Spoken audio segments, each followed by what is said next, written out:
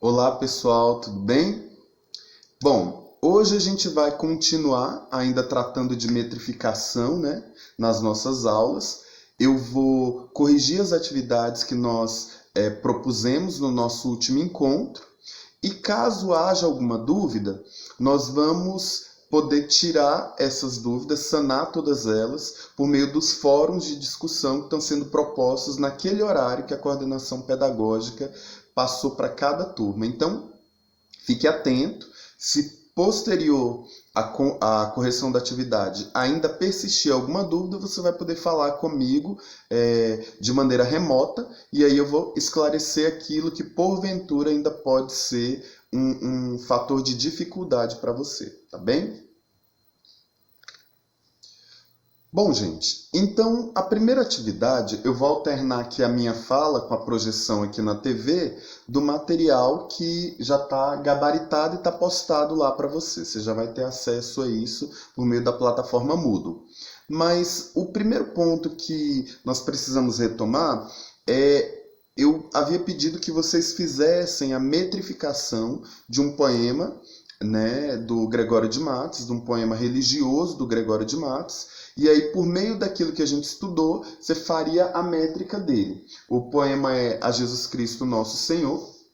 Então, a primeira estrofe eu já havia feito a métrica. Quero até salientar que na versão em que eu expliquei para vocês, porque às vezes o poema, a depender da edição com que nós trabalhemos, ele pode mudar uma ou outra linguagem. Então, aqui no terceiro verso da primeira estrofe, o conectivo inicial mudava. Então, aqui nós temos porquê. E na classificação do vídeo, nós teremos, por conta de que aqui não era uma palavra com duas sílabas, não era um dissílabo, a contagem da sílaba acabou sendo em 9 sílabas poéticas. O verso ficou sendo classificado como eneassílabo.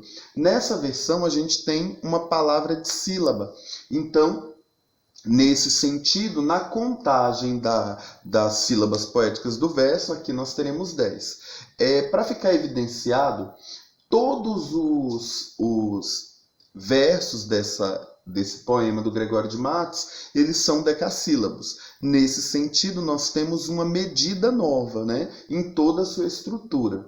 Eu quero salientar aqui, muito mais até do que a questão da separação silábica, da separação poética, eu quero enfatizar aqui para você a relevância da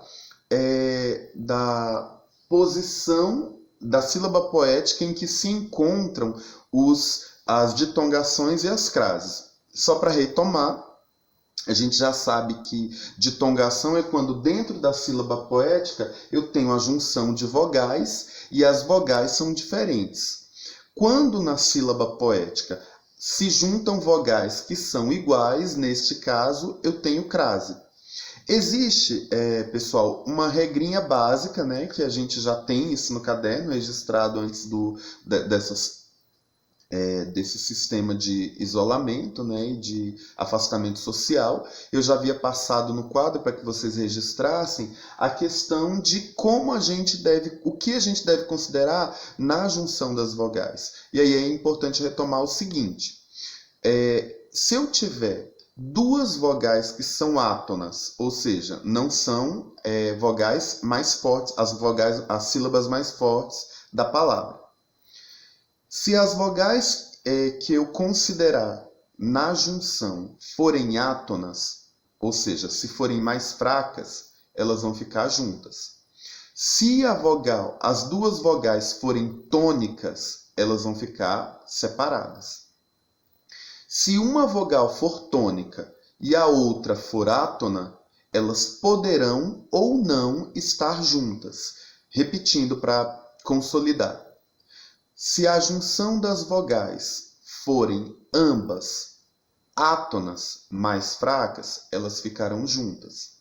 Se ambas forem tônicas, elas vão ficar separadas. Se uma for átona e a outra for tônica, elas poderão estar ou não juntas na sílaba poética. O que a gente vai considerar então, professor? Né? Quando eu tiver uma vogal átona e uma vogal tônica, nós consideraremos a pronúncia ou, em alguns casos, a intenção do poeta. Vejamos aqui. Eu tenho, no segundo verso, da vossa alta. Aqui eu até coloquei na correção desse poema, eu coloquei de azul os casos de crase, para ficar mais simples, para você identificar. Então, o que está de azul claro é crase.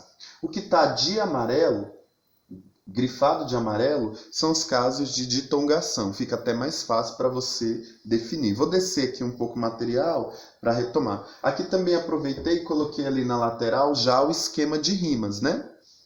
A, B, B, A. Veja que, retomando então, o primeiro verso, eu nomeio ele na hora de classificar rima, eu coloco A.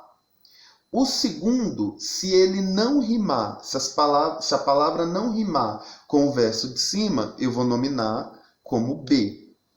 O terceiro eu vou considerar com quais deles ele se parece. Caso não se pareça, eu vou nomear com outra letra. Nesse caso, o terceiro verso, ele que é delinquido, vai rimar com despido.